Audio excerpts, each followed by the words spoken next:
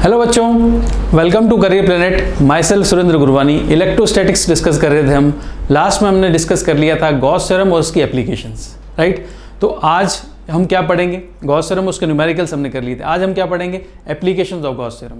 Applications of Gauss theorem मतलब हमें electric field intensity निकालनी है और एप्लीकेशन के साथ साथ उसके न्यूमेरिकल भी, राइट। तो आज के हम वीडियो में स्टार्ट करने वाले हैं इंटेंसिटी, इलेक्ट्रिक फील्ड इंटेंसिटी के डेरिवेशन से। डेरिवेशन करेंगे, उसका न्यूमेरिकल करेंगे। अभी तक जो हमने पढ़ा था इलेक्ट्रिक फील्ड इंटेंसिटी, वो पढ़ा था ड्यू टू पॉइंट चार्ज। तो पॉइंट चार्ज की इंटेंसिटी निकालने के लिए कोई डेरिवेशन नहीं था, डेफिनेशन बेस्ड था। डेफिनेशन बेस्ड आप इलेक्ट्रिक फील्ड इंटेंसिटी निकाल सकते थे, वो था KQ/R²। तो पॉइंट चार्ज का तो KQ/R² सबको पता है। अब पॉइंट चार्ज के अलावा और कहाँ किस किस केसेस में इलेक्ट्रिक फील्ड इंटेंसिटी निकाली जा सकती है, वो हम डिस्कस करते हैं। तो सबसे पहले स्टार्ट करते हैं। देखो, सबसे पहले हमें पढ़ना पड़ेगा इसमें कि चार्ज का डिस्ट्रीब्यूशन, क्योंकि पॉइंट चार्ज पे तो चार्ज डिस्ट्रीब्यूट होता नहीं है। पॉइंट चार्ज मतलब एक पॉइंट पे सारा चार्ज कॉन्सेंट्रेट है। इस पॉइंट के अलावा हम पॉइंट चार्ज के अलावा अगर आगे बढ़ें तो चार्ज डिस्ट्रीब्यूट होता है along the surface, along the length, along the volume. तो चार्ज का डिस्ट्रीब्यूशन कैसे होता है, कितने तरह का चार्ज का डिस्ट्रीब्यूशन है? सबसे पहला है इसमें linear charge distribution. Linear charge distribution है सबसे पहला, फर्स्ट, ठीक है। तो लीनियर चार्ज डिस्ट्रीब्यूशन में होगा तो आप समझ में आ गया, लीनियर का मतलब क्या है? Along the length wise. तो लीनियर चार्ज डिस्ट्रीब्यूशन में देखो, अगर चार्ज अलोंग द लेंथ, जैसे आप देखो वायर है, इस वायर को हम चार्ज करें, तो वायर को चार्ज करोगे तो चार्ज कहाँ होगा? एक पॉइंट पे तो रुक नहीं जाएगा, वो चार्ज पूरे वायर पर स्प्रेड हो जाएगा, डिस्ट्रीब्यूट हो जाएगा। इसको बोलते हैं लीनियर चार्ज डिस्ट्रीब्यूशन, राइट। तो लीनियर चार्ज डिस्ट्रीब्यूशन का मतलब अलोंग द लेंथ। लीनियर का मतलब क्या आ जाएगा? Along the length. क्लियर? तो अलोंग द लेंथ है तो उसको बोलते हैं लीनियर चार्ज डिस्ट्रीब्यूशन। नेक्स्ट देखो, अब हम बात करें लीनियर चार्ज डिस्ट्रीब्यूशन में काम आने वाली क्वांटिटी, तो उसको बोलते हैं linear charge density.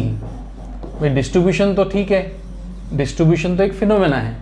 Physical quantity कौन सी काम की है? वो है linear charge density. Linear charge density को हम लिखेंगे लैम्डा से, और यही है फिजिकल क्वांटिटी जिसको किसी फॉर्मूले में आप यूज करोगे। तो लैम्डा लीनियर चार्ज डेंसिटी, इसका क्या मतलब होता है? इसका मतलब होता है charge per unit length. Charge per unit length, unit length पे कितना चार्ज है, इसको बोलते हैं लीनियर चार्ज डेंसिटी। क्लियर? तो बताओ कैसे निकालोगे? Lambda equals to charge per unit length चाहिए, मतलब 1 मीटर पे, 1 सेंटीमीटर पे चार्ज कितना है।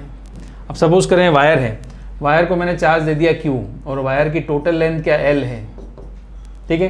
तो total charge Q, total length L, charge में टोटल लेंथ से डिवाइड कर दें, ये आ गया charge per unit length. Clear? तो लैम्डा इक्वल्स टू क्या हुआ? Q/L। Q/L मतलब होता है चार्ज पर यूनिट लेंथ। तो लैम्डा वो चार्ज है जो 1 मीटर मतलब यूनिट लेंथ पर, यहाँ मतलब 1 मीटर पर अवेलेबल है, ठीक है। तो 1 मीटर पे लैम्डा है, तो 2 मीटर पे क्या होगा? 2 लैम्डा। 3 मीटर पे क्या होगा? 3 लैम्डा, ठीक है।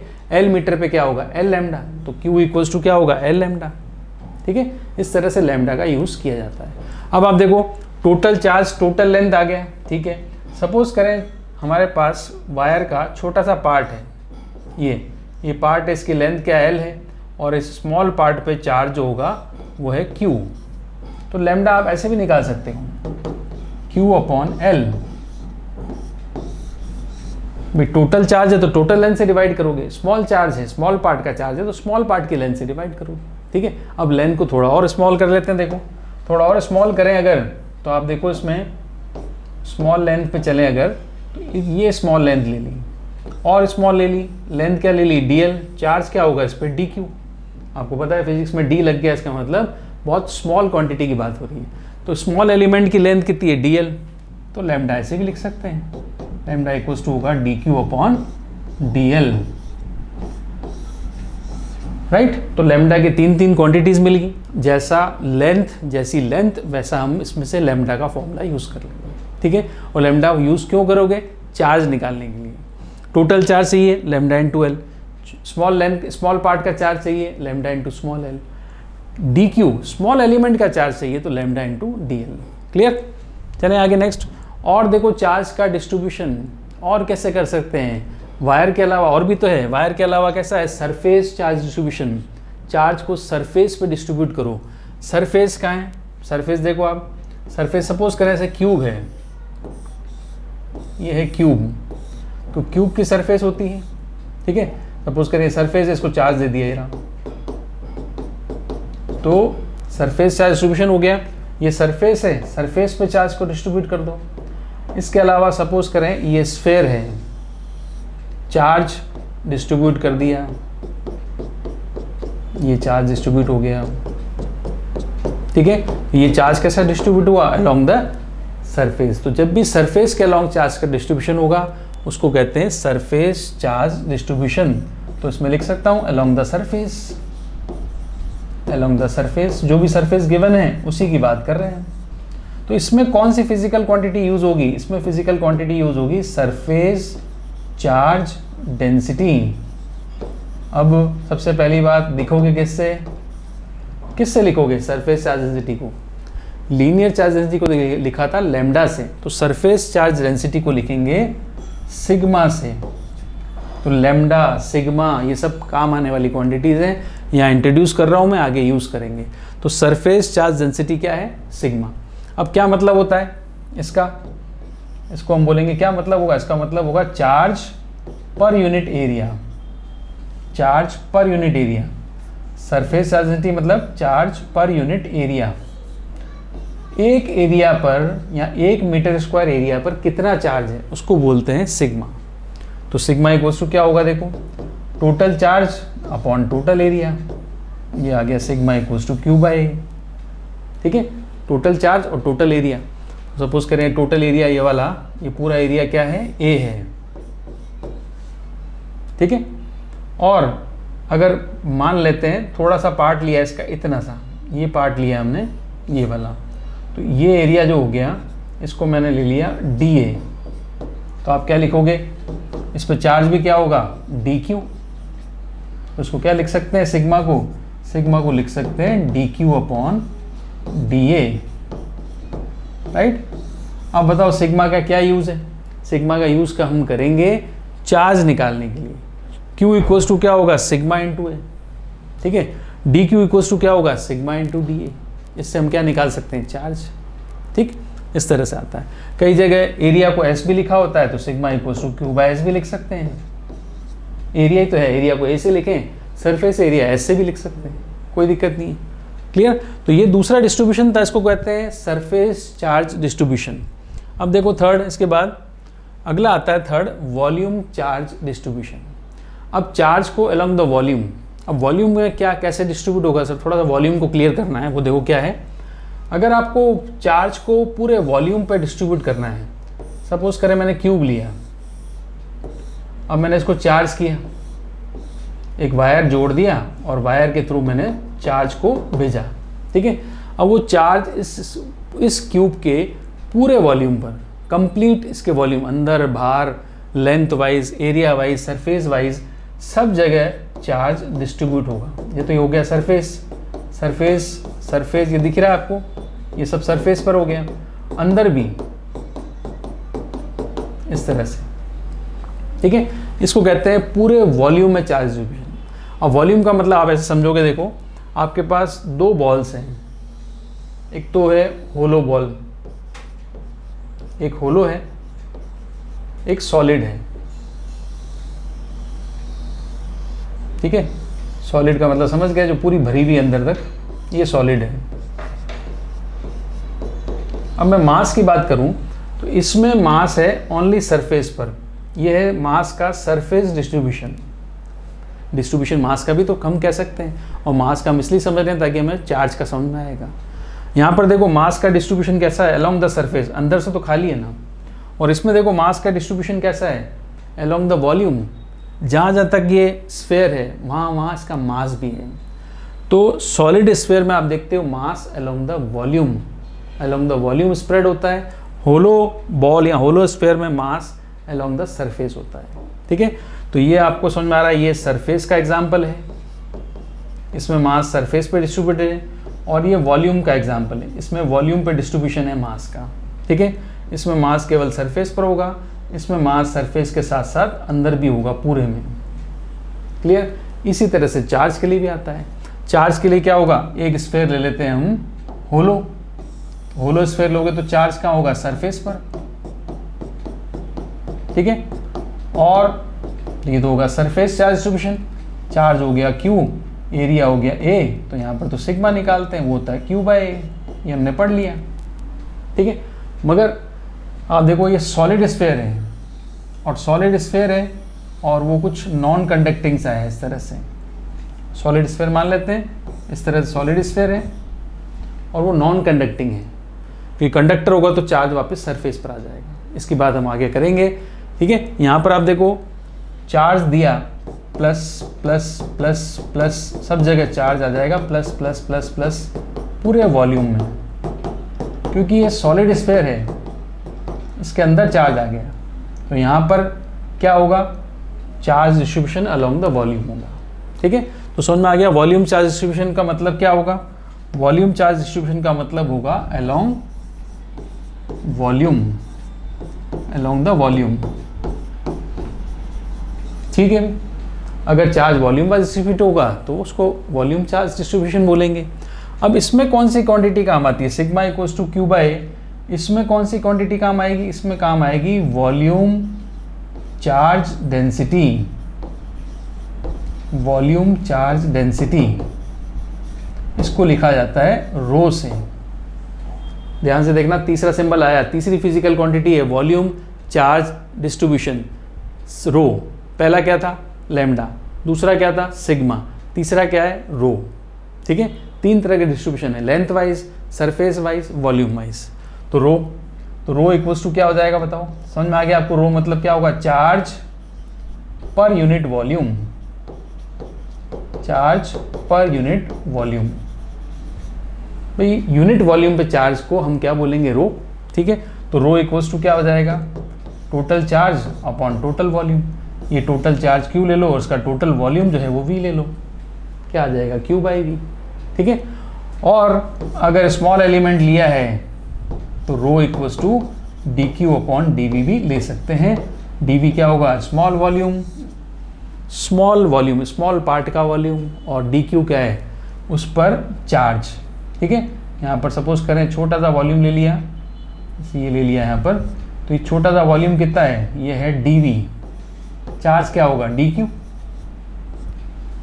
ठीक है। तो dQ/dV से भी क्या आएगा, rho, total charge upon total volume से भी रो आ जाएगा, और dQ/dV से भी रो आ जाएगा। अब सब तरह की डेंसिटीज हमने पढ़ ली, तो एक बार मुझे बताओ इन सब की यूनिट्स क्या होनी चाहिए। जैसे लैम्डा है, चार्ज अपॉन लेंथ, यूनिट बताओ क्या होगी, यूनिट हो जाएगी कूलाम पर मीटर। लैम्डा की यूनिट क्या होगी, कूलाम पर मीटर। तो सिग्मा की क्या होगी, सिग्मा की आ जाएगी कूलाम पर मीटर स्क्वायर, ठीक है।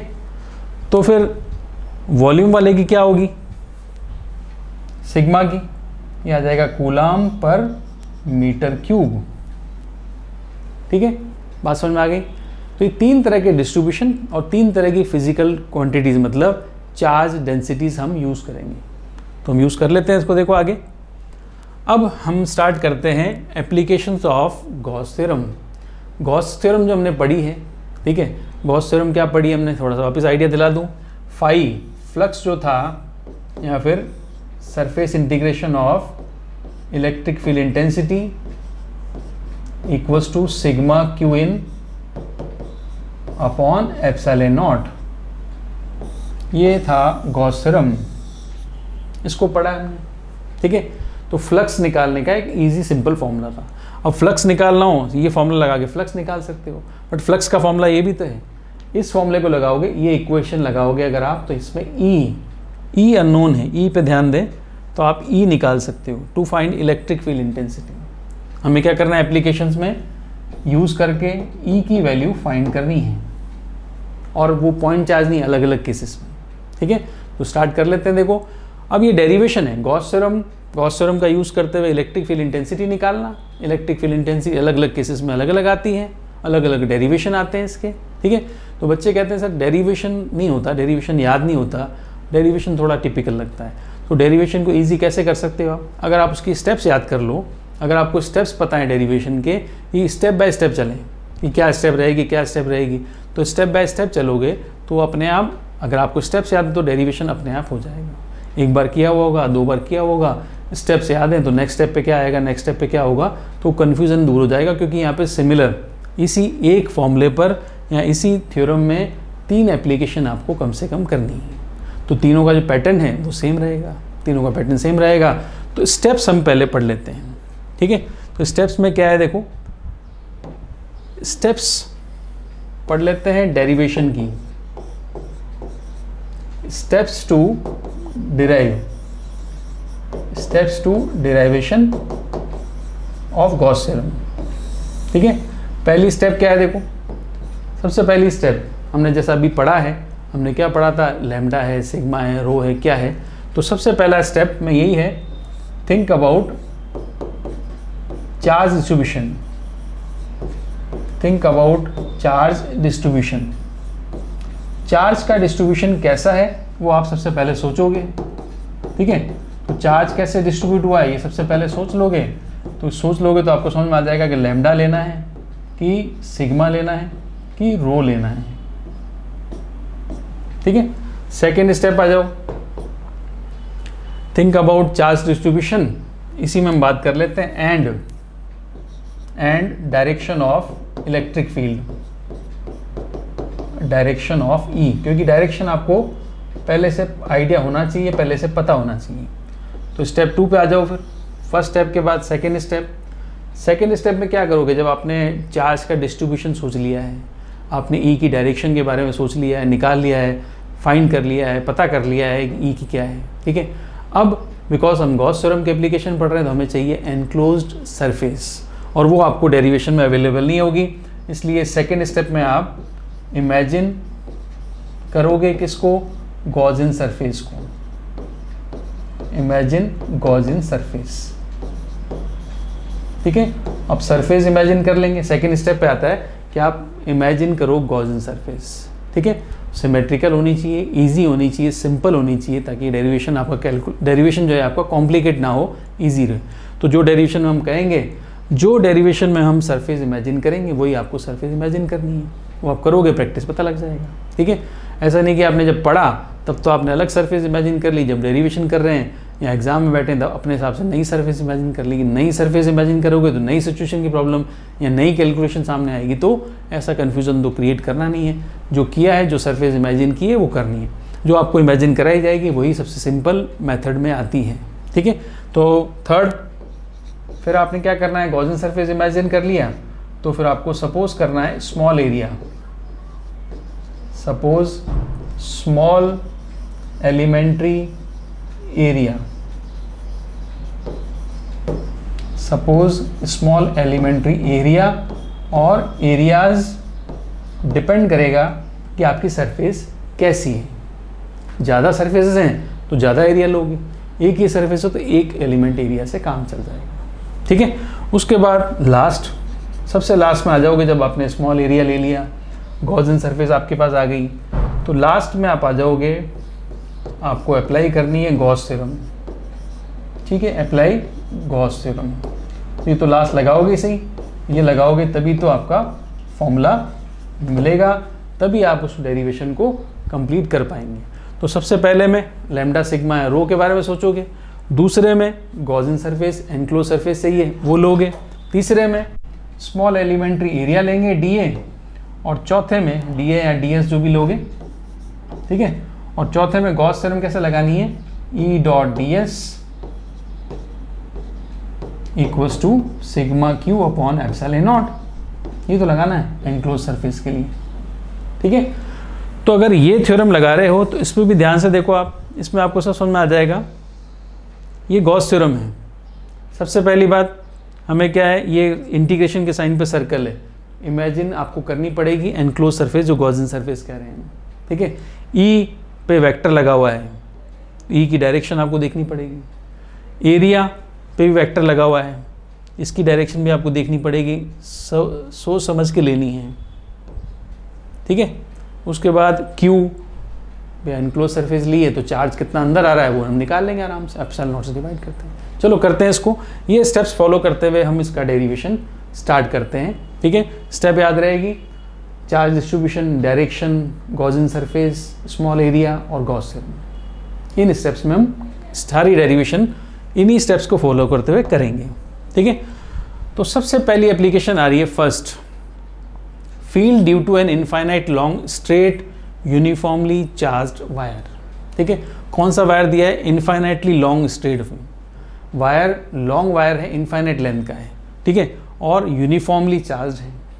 तो सपोज कर लेते हैं, देखो वायर हमारे पास है, यूनिफॉर्मली चार्ज्ड वायर है जिसकी लेंथ इनफाइनाइट है, ठीक है। ये इनफाइनाइट लेंथ का वायर है और ये यूनिफॉर्मली चार्ज है, राइट। तो कंसिडर अ वायर, आप समझ गए कि वायर दिया हुआ है, तो आप सबसे पहले आप वायर सपोज कर लोगे, कंसिडर कर लोगे, consider a uniformly charge wire, consider a wire whose, wire पे कौन सी डेंसिटी होती है? Whose linear charge density is lambda, linear charge density is lambda,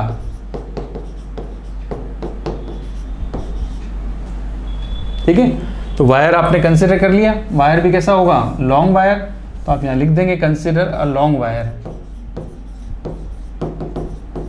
ठीक है, whose linear charge density is lambda. ये गिवन होता है, ये मतलब आप लिखोगे, सबसे पहले डायग्राम बनाया तो डायग्राम में आपने क्या लिया है? वायर, उसके बारे में लिख दोगे, फिर इसकी डेंसिटी कितनी है, लीनियर चार्ज डेंसिटी, वो लैम्डा है, वो आपने लिख दिया, ठीक। तो पहला स्टेप कंप्लीट है। अब सेकेंड स्टेप मैंने क्या बताया था आपको, सोचो, ये मैंने ले लिया। सेकेंड स्टेप पे डायरेक्शन के बारे में सोचना है, तो डायरेक्शन आपको अगर पहले से पता है तो आप मेंशन कर सकते हो, नहीं तो आप फाइंड भी कर सकते हो, जैसे इसमें हम करके बता रहे हैं। देखो डायरेक्शन हम एक बार फाइंड कर लेते हैं, बार बार नहीं करेंगे, एक बार हम कर लेते हैं। तो डायरेक्शन के लिए देखो हमें क्या करना है, इस वायर से, ये वायर का पॉइंट हो गया वो, आर डिस्टेंस पे एक पॉइंट P है जहाँ हमें क्या करना है, इलेक्ट्रिक फील्ड इंटेंसिटी फाइंड करनी है, ठीक है। तो हम लिख सकते हैं यहाँ पे कि we have to find E at point P whose distance is R, whose distance is small r। क्या डिस्टेंस है? Small R distance, small R distance point P ले लिया, इसी पे निकालना है, ठीक है भी। तो E की डायरेक्शन निकालने के लिए हम क्या करेंगे, हम यहाँ पर एलिमेंट्री स्मॉल एलिमेंट ले रहे हैं, स्मॉल एलिमेंट्स का पेयर ले रहे हैं, एक ये DL आ गया, एक यहाँ पे DL आ गया, ये पेयर है, ठीक है, ये पेयर हो गया A और B। तो स्मॉल एलिमेंट पार्ट मतलब स्मॉल एलिमेंट मतलब उसका स्मॉल एक पार्ट लेना है, लेंथ क्या है, DL है, और वो पेयर लिया, ठीक है। तो suppose a pair of small element, यहाँ पर आप लिख दोगे suppose a pair of small element, ठीक है। स्मॉल एलिमेंट्स कौन कौन से लिए हमने, A एंड B, ये आपने सपोज कर लिया। अब क्यों सपोज किया देख लो, अब ये एलिमेंट DL है, ये इलेक्ट्रिक फील्ड प्रोड्यूस करता है इस तरह से, ये आ गया D, ठीक है, और ये स्मॉल एलिमेंट ये इलेक्ट्रिक फील्ड प्रोड्यूस करता है इस तरह से, ये भी आ गया D। तो हमें डायरेक्शन के बारे में सोचना है, इसलिए हम यहाँ पर ऐसा ड्रॉ कर रहे हैं। अब मैंने ये बना ली, देखो डायरेक्शन हॉरिजॉन्टल डायरेक्शन बना ली, और ये डायरेक्शन है इसकी वर्टिकल, ठीक है। तो D और D, पहला एलिमेंट इलेक्ट्रिक फील्ड दे रहा है, दूसरा एलिमेंट इलेक्ट्रिक फील्ड दे रहा है, दो इलेक्ट्रिक फील्ड आ गए, ठीक है। अब आप सोचो यहाँ पर ये एंगल सपोज कर लो अल्फा है और ये एंगल सपोज कर लो अल्फा है, तो D का यहाँ कॉम्पोनेंट क्या आएगा, D cos अल्फा, और D का यहाँ कॉम्पोनेंट क्या आएगा, D sin अल्फा। D का इधर कॉम्पोनेंट क्या आएगा, दूसरा D ले रहा हूँ मैं, ये वाला D लिया, इसका इधर कॉम्पोनेंट क्या आएगा, D cos अल्फा, और इसका D नीचे की तरफ क्या आएगा, D sin अल्फा। अब मैंने ये डायग्राम बनाया, इस डायग्राम का पर्पस क्या है वो सुन लो ध्यान से। आप देखोगे vertical component D sine alpha ऊपर है और vertical component D sine alpha नीचे है, तो ये दोनों कैंसिल हो जाते हैं, कैंसल्ड ईच अदर।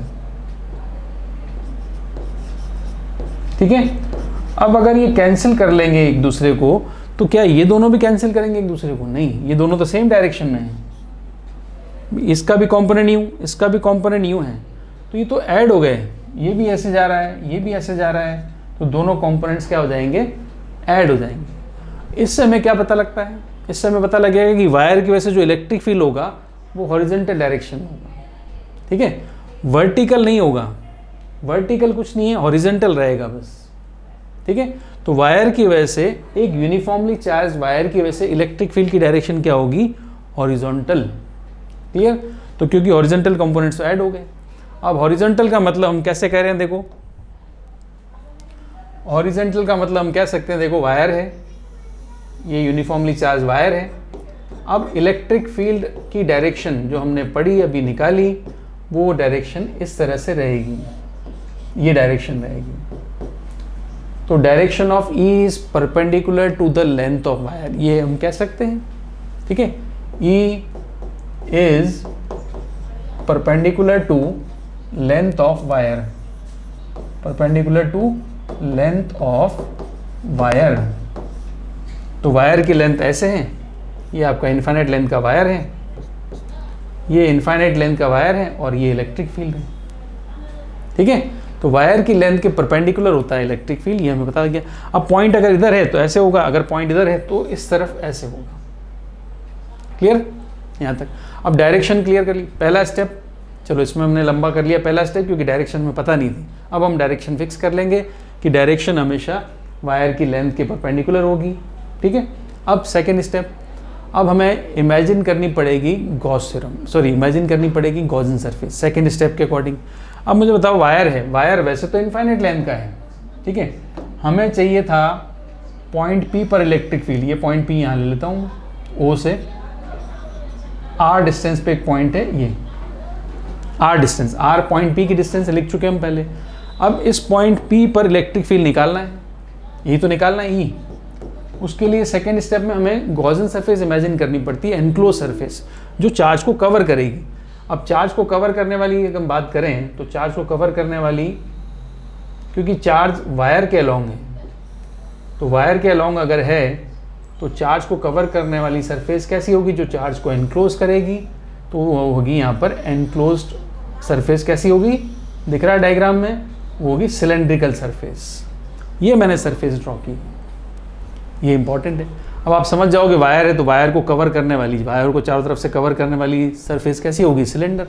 वायर होगा तो सिलेंडर तो लेंगे हम, जो उसको कवर करता है। ठीक है, अब देखो ध्यान से, अब क्या करें? ये आपने क्या कर लिया? गॉसियन सरफेस इमेजिन कर ली। ये आपकी सेकेंड स्टेप होती है। फर्स्ट स्टेप डायरेक्शन पता कर ली और लैम्डा पता कर लिया, लैम्डा के बारे में सोचा, डायरेक्शन के बारे में सोचा।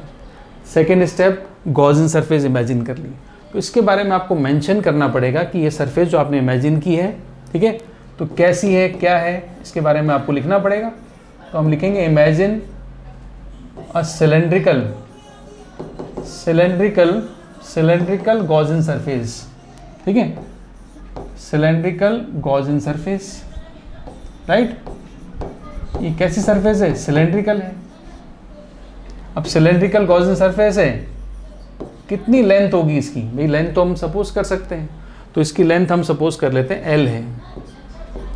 ठीक है, imagine a cylindrical Gaussian surface of length L, of length small l। ठीक है, स्मॉल l इसकी लेंथ है। ठीक, अच्छा, ये जो सरफेस इमेजिन की है, अब ध्यान से देखो, सिलेंडर है, तो हम यहाँ मानते हैं कि सिलेंडर सरफेस जो है वो 3 पार्ट से बनी हुई है। ठीक है, it is made by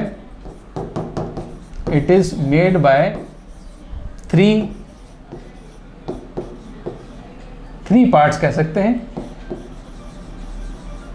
3 surfaces भी कह सकते हैं।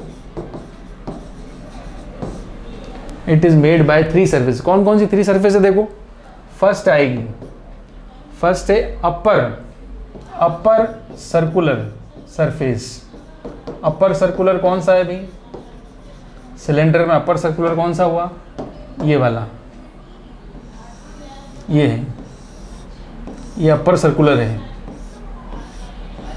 ठीक है। अपर सर्कुलर सरफेस, इसको हम लिखेंगे S1, ये S1 ये आ गई, ठीक है। फिर सेकंड नंबर पे क्या होगी, लोअर, अपर के बाद लोअर भी तो है, तो लोअर सर्कुलर सरफेस कौन सी है, ये वाली, ये है लोअर सर्कुलर सरफेस, ठीक है। अपर सर्कुलर है, लोअर है, सिलेंडर कैसा होता है, सिलेंडर है, ऊपर की एक सरफेस है, नीचे की एक सरफेस है, और तीसरी सरफेस एक कर्व सरफेस है, तो लोअर सर्कुलर सरफेस इसको लिखेंगे S2, ठीक है। और थर्ड आती है कर्व्ड सरफेस। अभी कर्व्ड सरफेस कौन सी है भी, कर्व्ड सरफेस जो कर्व है, सिलेंडर में कर्व तो होता ही है, कर्व्ड सरफेस कौन सी हो गई, S3 कौन सी है, देखो ये वाली, ये S3 है, ये कर्व सरफेस है, ये वाली जो दिख रही है, इतनी दिख रही है आपको, back side, round side, front side, सब जगह कर्व सरफेस रहती है, ठीक है। तो सिलेंडर की 3 सरफेस होगी, टॉप सर्कुलर, लोअर सर्कुलर और कर्व सरफेस, याद रह जाएगा, 3 सरफेस है, S1, S2, S3 ले लिया, ठीक है। तो ये थी आपकी second step, Gaussian surface imagine करो, और इसमें खासकर आपको पता है कि 3 सरफेस से मिलकर बना हुआ। अब आप क्या करोगे, स्मॉल एलिमेंट्री एरिया सपोज करना है। स्टेप थर्ड क्या था, हम सपोज कर रहे हैं small elementary area, suppose small elementary area, ठीक है। तो स्मॉल एलिमेंट्री एरिया सपोज करें, तो वो भी सपोज कर लेते हैं भाई, कैसे सपोज करें, देखो स्मॉल एलिमेंट्री एरिया S1 पर, ये S1 पर स्मॉल एलिमेंट्री एरिया ये रहा, छोटा सा एरिया लेना है, ये आ गया DS। लोअर पे भी देख लो, स्मॉल एलिमेंट्री एरिया ले लिया, इसकी डायरेक्शन भी नीचे की तरफ, ये भी क्या हो गया, DS। अब लोअर ये रहा एरिया, अपर हो गया, लोअर हो गया, तो फिर साइड कर्व सरफेस के लिए ये रहा स्मॉल एलिमेंट्री एरिया, ये हो गया DS। ये DS S1 पर, ये वाला DS S2 पर, ये S2 है ना, और ये वाला DS S3 पर। 3 सरफेस, सिलेंडर की 3 सरफेस है, तीनों पर स्मॉल एलिमेंट्री एरिया हमने सपोज कर लिया। तो पहला स्टेप हो गया, दूसरा गॉसियन सरफेस इमेजिन कर ली, तीसरे में हमने स्मॉल एलिमेंट्री एरिया सपोज कर लिया। अब हमें क्या करना है, चौथा स्टेप लगाना है। तो फोर्थ स्टेप में क्या करना है, अप्लाइंग गॉस थ्योरम। इसके बाद तो क्या करना है, बस सिंपल है कि क्या करें, गॉस थ्योरम अप्लाई कर लें। ये फर्स्ट डेरिवेशन है इसलिए मैं इतना बता रहा हूँ, अगले डेरिवेशन में इतना नहीं बताऊंगा, सीधा यही लिखना है। ये कौन सा, अब क्या करेंगे, लास्ट स्टेप में गॉस थ्योरम अप्लाई कर देंगे, ठीक है। तो गॉस थ्योरम अप्लाई कर दें, किस में, लास्ट स्टेप में आके फोर्थ स्टेप में Gauss theorem apply. Gauss theorem कैसे अप्लाई करना है वो भी आपको पता है, integration of E.ds equals to sigma Q upon epsilon naught, ये है गॉस थ्योरम।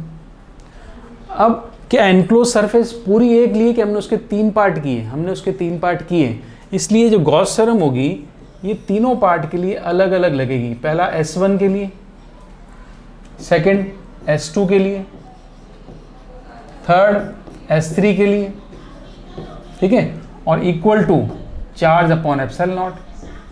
यहाँ के बाद यहाँ इंपॉर्टेंट है, यहाँ सारी स्टेप्स इंपॉर्टेंट है, ठीक है। फर्स्ट स्टेप मतलब ये जो आपने लगाया फॉर्मूला, इसको ऐसे डिस्ट्रीब्यूट कर दिया, स्प्लिट कर दिया S1, S2, S3 के लिए, ठीक है। और उधर हमें लिखना था चार्ज, इसको कह सकते हैं Qin, जो चार्ज अंदर होता है गॉसियन सरफेस की, वो भी लिखना है। तो यहाँ पर बहुत इंपॉर्टेंट ध्यान देना है इस वाली स्टेप पर, ठीक है। अगर डेरिवेशन कर रहे हो तो ये स्टेप लिखने के बाद ये स्टेप एग्जामिनर चेक करता है, अगर ये सही है उसके बाद रिजल्ट चेक करता है, रिजल्ट सही है तो आपके नंबर पूरे हैं।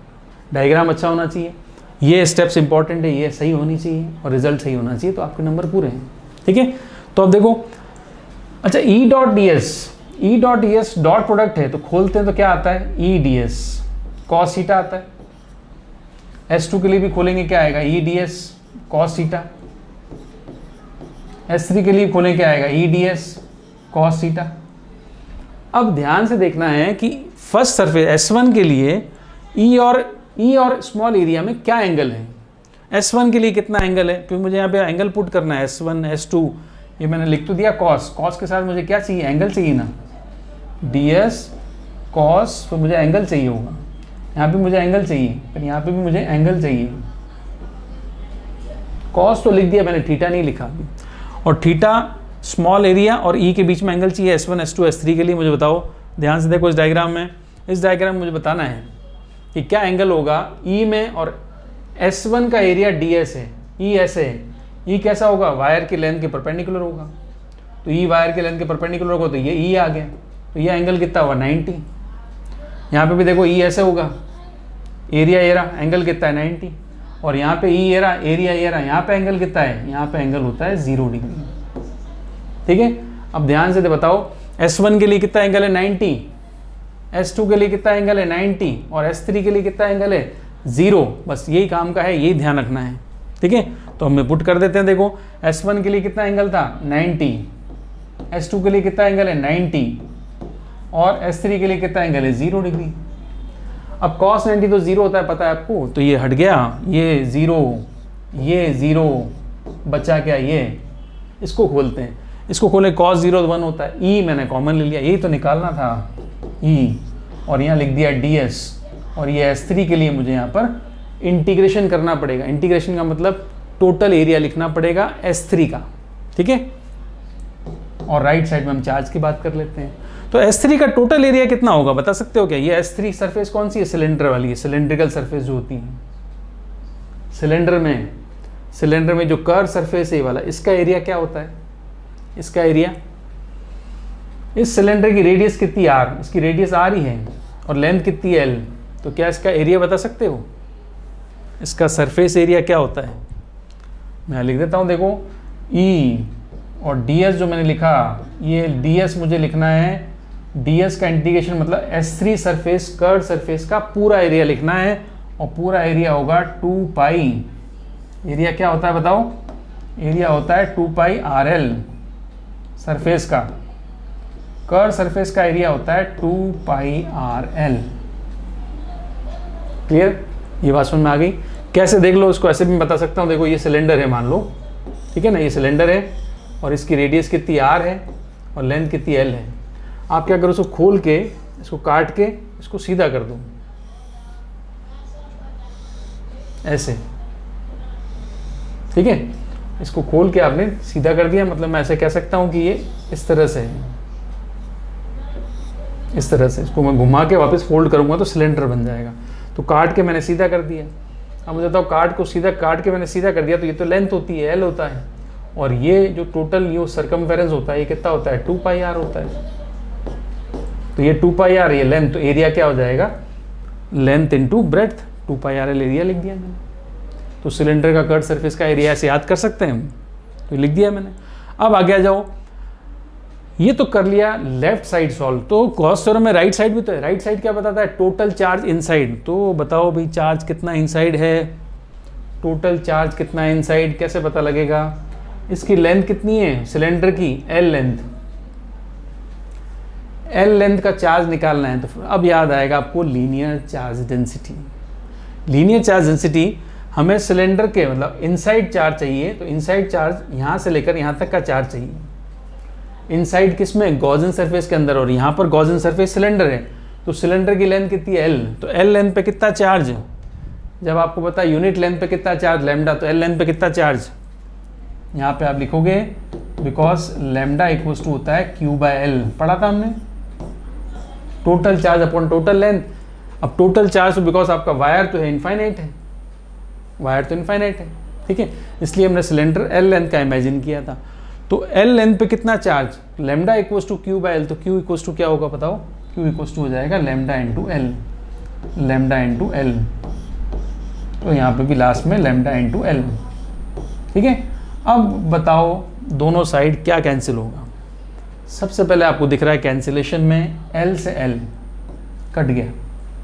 अब बताओ, हो सकता है सिलेंडर की जो लेंथ है वो तो कट गई, आप हो सकता है उसको थोड़ा लॉन्ग इमेजिन करें या शॉर्ट इमेजिन करें, उससे कोई फ़र्क नहीं पड़ता इंटेंसिटी की वैल्यू पर। आपने हो सकता है 100 सेंटीमीटर का सिलेंडर सपोज किया हो, तो 100 यहाँ 100 यहाँ 100 कट जाएगा। 100 का ना करके 500 का कर लो तो भी 500 यहाँ लिखोगे, 500 यहाँ लिखोगे, कट जाएगा। L का किया तो भी कट गया, 2L का लेंथ का सिलेंडर मैं इमेजिन करता तो भी कट जाता। ठीक है, अब बताओ क्या फॉर्मूला मिला, E इंटू 2πr, और यहाँ लिखा हुआ है लैम्डा अपॉन एप्सिलॉन नॉट। थोड़ा फॉर्मूला और डिस्कस कर लेते हैं। देखो थोड़ा सा, E इक्वल्स टू यहाँ पे मिला आपको 2πr, L कैंसिल हो गया, और यहाँ लिखा हुआ है लैम्डा अपॉन एप्सिलॉन नॉट। अब E की वैल्यू देखना, लैम्डा है 2π एप्सिलॉन नॉट इंटू आर, एक फॉर्मूला तो ये रहा। ठीक है, मगर ये कुछ समझ में नहीं आ रहा, ये कुछ थोड़ा टिपिकल लग रहा है कि सर यहाँ पे पाई की वैल्यू रखनी मुझे है, एप्सिलॉन नॉट की वैल्यू रखनी है, आर की वैल्यू रखनी है, लैम्डा की वैल्यू रखनी है। ज़्यादा वैल्यू होगी, थोड़ी वैल्यू को कम करें। कम करने के लिए क्या करें, 2 से मल्टीप्लाई करो, 2 से डिवाइड कर दो। तो आपको पता है जब मैं 2 से डिवाइड करूंगा तो 1/4π एप्सिलॉन नॉट तो के होता है, कूलम्स कांस्टेंट है यहाँ पर 1/4π एप्सिलॉन नॉट। अभी जो 2 मल्टीप्लाई किया था तो यहाँ लिख दो 2, लैम्डा भी लिखा हुआ है, लिखा रहने दो, और ये वाला जो 2 इसके साथ आएगा 1/4 एप्सिलॉन नॉट की जगह मैं क्या पुट कर सकता हूँ, के, तो यहाँ पे मैंने रख दिया के। और अब नीचे क्या बचेगा, ओनली आर। ठीक है, अब नीचे क्या बचेगा, ओनली आर बचेगा यहाँ पर, राइट। तो इंपॉर्टेंट बात क्या थी इसमें वो देख लो, 1/4π एप्सिलॉन नॉट इक्वल्स टू के, ये हम पुट करने के बाद ऐसे कन्वर्ट कर सकते हैं इसको। तो ये फॉर्मूला बन गया हमारे पास 2k लैम्डा अपॉन आर। ये इंपॉर्टेंट फॉर्मूला है, ये आया वायर के लिए इंटेंसिटी का formula 2k lambda upon R. K Coulomb's constant है, लैम्डा लीनियर चार्ज डेंसिटी है, R distance of point P। ठीक है, तो इस फॉर्मूले को देखकर आप मुझे बता सकते हो कि what is the graphical relation between intensity due to wire and distance of point P। कैसे कैसे किसके में ग्राफ बनाना है, intensity due to wire and distance of point P। E और R में कैसा ग्राफ बनेगा, E और R में सारे इंटेंसिटी के साथ ग्राफ बनाने भी इंपॉर्टेंट है, और ग्राफिकल क्वेश्चन एग्जाम में भी आता है। तो मुझे बताओ E और R में ग्राफ बनाना है, ग्राफ बनाना है, जैसे ही बोलें ग्राफ बनाना है सीधा नज़र किस पे जाएगी कि E और R के बीच में रिलेशन कैसा है। तो E और R के बीच में रिलेशन कैसा है, इन्वर्स का, और इन्वर्स रिलेशन के लिए ग्राफ बनता है, बोलो नाम बोलो, इन्वर्स रिलेशन के लिए ग्राफ बनता है रेक्टेंगुलर हाइपरबोला। ये ग्राफ बनेगा। ठीक है, as R increases E decreases, जितना आर कम होगा ई की वैल्यू ज़्यादा होगी। ठीक है, तो इन्वर्स यहाँ पर रिलेशन है, इसलिए बना यहाँ पर रेक्टेंगुलर हाइपरबोला। तो फॉर्मूला डिराइव कर लिया, वैल्यू आ गई, ग्राफ आ गया, ग्राफिकल क्वेश्चन बनता ही है। इसके अलावा जो एक क्वेश्चन कर लेते हैं जो आपको बुक में दे रखा है, इस क्वेश्चन को सॉल्व करते हैं। सिंपल सा फॉर्मूला बेस्ड न्यूमेरिकल है। An infinite line charge produces a field of 9 × 10⁹। तो ये जो लाइन चार्ज है E, इसका फॉर्मूला है 9 × 10⁴। ठीक है, एट डिस्टेंस ऑफ 2 सेंटीमीटर, तो R की वैल्यू दे दी 2 सेंटीमीटर। अब 2 सेंटीमीटर मतलब 2 × 10⁻² मीटर हो गया। कैलकुलेट द लीनियर चार्ज, इसमें लैम्डा दिया हुआ नहीं है, इसमें लैम्डा पूछा है, तो क्या दिक्कत है, मुझे तो पता है कि E के फॉर्मूले में लैम्डा आता है। अब मैं कौन सा फॉर्मूला काम में लेंगे, देखो E इक्वल्स टू होता है 2k लैम्डा अपॉन R। तो बताओ लैम्डा पूछा है तो E का फॉर्मूला है, इस फॉर्मूले को लैम्डा के फॉर्मूले में कन्वर्ट कर सकते हैं, ER अपॉन 2k। कोई दिक्कत नहीं, देख लो ER अपॉन 2k। E कितना दिया था, E दिया 9 × 10⁴। पॉज करके आंसर भी निकाल सकते हो, आंसर निकाल के चेक कर लेना, 2 × 10⁻²। ठीक है, अपॉन 2k, k की वैल्यू 9 × 10⁹। अब बड़ा इजी है, तो सारी डेटा तो कैंसिल हो गई, सारी की वैल्यू कैंसिल हो गई। कैंसिल कौन कौन सी वैल्यू होगी, 9 से 9 कैंसिल हो गया, 2 से 2 कैंसिल हो गया। अब 10⁴ से 10⁵ 9 कैंसिल होगा तो 5 बचेगा, 5 को ऊपर लिया हो तो -7 हो जाएगा। तो लैम्डा की वैल्यू मिल गई 10⁻⁻7 कूलम पर मीटर, ये लैम्डा की वैल्यू है। ठीक है, तो ये डेरिवेशन था, एक न्यूमेरिकल था जो सिंपल बुक का एनसीईआरटी का क्वेश्चन दे रखा है आपको, इसमें लैम्डा की वैल्यू निकालनी थी। बड़ा इजी क्वेश्चन था, फॉर्मूला बेस्ड जो हमने किया। ठीक है, तो आज हमने पहला डेरिवेशन किया है किसका, लीनियर जो लॉन्ग वायर था, लॉन्ग स्ट्रेट वायर, उसका। इसके अलावा 2 डेरिवेशन और हैं, तो नेक्स्ट लेक्चर में, नेक्स्ट वीडियो में करेंगे। अगर आप इस चैनल पर नए हैं तो इस चैनल को सब्सक्राइब करें और अपने फ्रेंड्स के साथ शेयर भी करें। मिलते हैं नेक्स्ट लेक्चर में, नेक्स्ट डेरिवेशन के साथ, नेक्स्ट वीडियो में। Till then, good bye.